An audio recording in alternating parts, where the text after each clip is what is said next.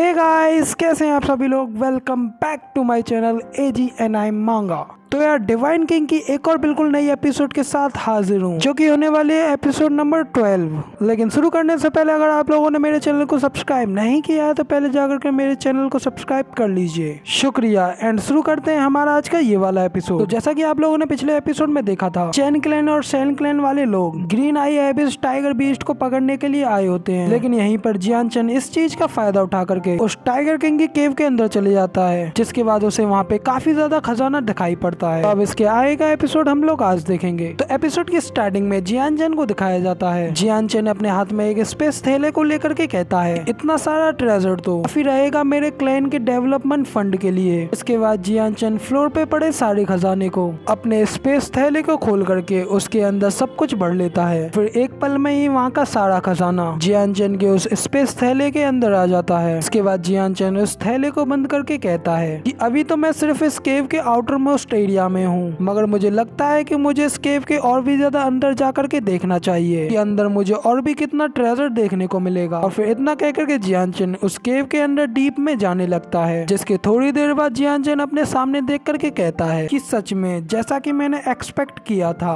अगर मैं यहाँ पे लगी सारी हर्ब्स को ले लेता हूँ तो इससे मैं कुछ प्रीमियम यूआनडेन एलेक्सिर्स को ले सकता हूँ, जिसको कि मैं अपनी क्लैन के लोगों को दे देता हूँ। फिर मेरी क्लैन के लोग काफी जल्दी पावर बूस्ट करेंगे। इसके बाद जियान चैन फिर से अपना एक स्पेस थैला खोलता है और फिर उन सारी एलेक्सिर्स को उस थैले के अंदर भर लेता है। इसके बाद जियान चैन को अचानक अपने पीछे कुछ एनर्जी का फील होता है और फिर जियान चैन पीछे मुड़ करके कहता है कि लगता है कि यहाँ पर सिर्फ एलेक्सिर और ट्रेजर ही नहीं है। इसके बाद हम लोगों को सामने की ओर दिखाया जाता है कि जियान चैन के सामने एक दीवार के अंदर एक चमकती हुई स्वॉर्ड लगी होती है, जिसे कि जियान चैन पहले टच करता है और फील करके कहता है कि इस स्वॉर्ड को देख करके तो ऐसा लगता है ये स्वॉर्ड ब्लैक मास्टर की है। अगर तभी जियान चैन के छूने से उस स्वॉर्ड के अंदर कुछ रिएक्शन होने लगता है और वो स्वॉर्ड अपनी पावर्स को रिलीज करती है। और फिर जियान चैन ये देख करके कहता है कि आखिर ये सब क्या चल रहा है। और फिर तभी दिखाते हैं कि वहाँ पर काफी सारी स्वॉर्ड्स आ जाती हैं कि सीधा जियान चैन को एम कर रही होती हैं। फिर वो सारी स्वॉर्ड जियान चैन के ऊपर एक साथ अटैक करते हैं। जियान चैन भी उन स्वॉर्ड्स को अपनी ओर आते हुए देख करके कहता है, इन इनसिग्निफिकेंट स्वॉर्ड के साथ मुझे कोई भी हार्म नहीं कर सकता। इसके बाद जियान चैन अपनी पावर्स को रिलीज करता है। इसके बाद जियान चैन की इतनी सारी पावर रिलीज होने की वजह से सारी स्वॉर्ड जियान चैन की पावर की वजह से टूटने लगती है और वहीं पे जियान चैन के पैरों में बिखर जाती है। फिर तभी जियान चैन उस स्वॉर्ड को देख करके कुछ सोचता है और कहता है कि क्या ऐसा हो सकता है कि वो टाइगर बीस्ट इन स्वॉर्ड की वजह से ही काफी ज्यादा घायल हुआ हो, कि वो भी इन स्वॉर्ड की पावर को यूज करना चाहता था।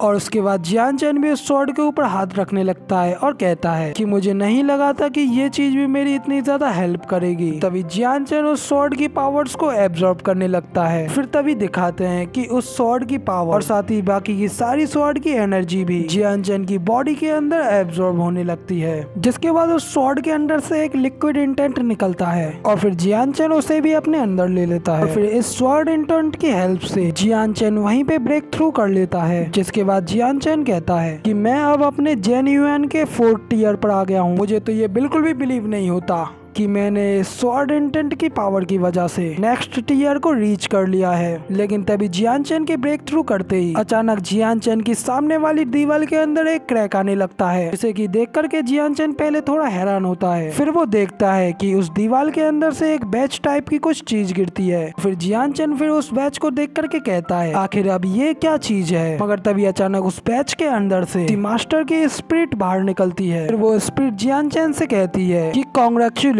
आपने ये स्पेशल पास को पा लिया है। के बाद वो स्पिरिट उस पास के बारे में बताने लगती है कि जो भी इस पास का ओनर बनता है वो इंसान ग्रीन फ्लेम आर्मी के हेडक्वार्टर जाने के लिए अलाउड होता है, एक अप्रेंटिस के तौर पर, जो कि city of the green flames में है। जिसके बाद वो स्पिरिट जियान चैन के पास से गायब होने से पहले कह के जाती है कि मैं अब हमेशा तुम्हारी हेल्प करूंगा। इसके बाद जियान चैन उस पास को अपने हाथ में ले लेता है और उस पास को देखते हुए कहता है कि break off the green city flame, मुझे अभी भी ये डर है कि तुम मेरे मास्टर बनने के लिए क्वालिफाइड नहीं हो। तभी जियान चैन के इतना कहते ही वो केव वहीं पर टूटने लगती है। फिर जियान चैन ये देख करके कहता है अब जब ये केव टूट रही है तो मुझे सबसे पहले यहाँ से बाहर निकलना चाहिए। के बाद नेक्स्ट सीन में जियान चैन उस केव के टूटने से पहले बाहर निकल आता है। फिर जियान चैन पीछे मुड़ के उस केव को देखते हुए कहता है कि तो इस तरह इस किंग ऑफ द केव के ट्रेजर को मिलने के बाद ये केव पूरी तरीके से टूट करके तबाह हो जाती है और ये सिर्फ वही पर्सन कर सकता है इसने ये city of the green flame बनाई है। फिर तो ये कितना ज्यादा बोरिंग है। इतना कहने के बाद फिर से जियान चैन को उस टाइगर की आवाज आने लगती है। फिर तभी दिखाते अभी भी वो चैन क्लैन के लोग उस बीस्ट टाइगर के ऊपर अटैक कर रहे होते हैं। अगर फिर वो टाइगर बीस्ट काफी ज्यादा घायल होने की वजह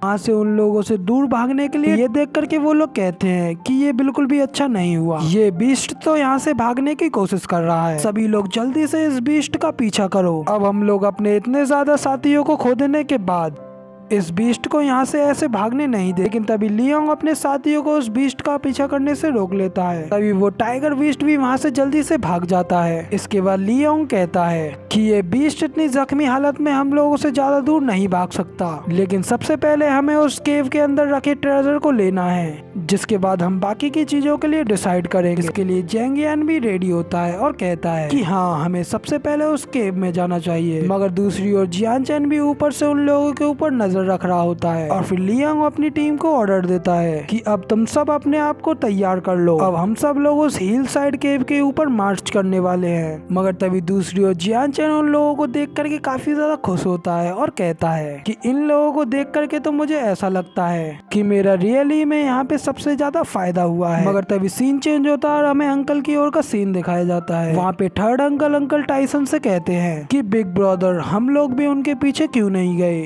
वो टाइगर तो ऑब्वियसली काफी ज्यादा इंजर्ड था। फिर ये सुनकर के अंकल टाइसन थर्ड अंकल से कहते हैं कि हम लोग सबसे पहले यहाँ पे जियान चैन को ढूंढने के लिए आए हैं और वो बीस्ट भी काफी ज्यादा इंजर्ड है और वो चैंग फैमिली और जैंग फैमिली भी उस टाइगर को इजीली मरे बिना चेस कर सकती है। तो फिर हम लोगों का उनके बीच में कन्फ्लिक्ट डालने का कोई फायदा नहीं होता। लेकिन तभी थर्ड अंकल चिल्लाते हुए कहते हैं आप अपनी बुलशिट बातों को करना बंद करें, एक्चुअली ये सब इसलिए है क्योंकि आप उसके लिए काफी ज्यादा घबराते हैं। लेकिन तभी अंकल टाइसन भी थर्ड अंकल के ऊपर चिल्लाते हुए कहते हैं कि अपनी बकवास को बंद करो।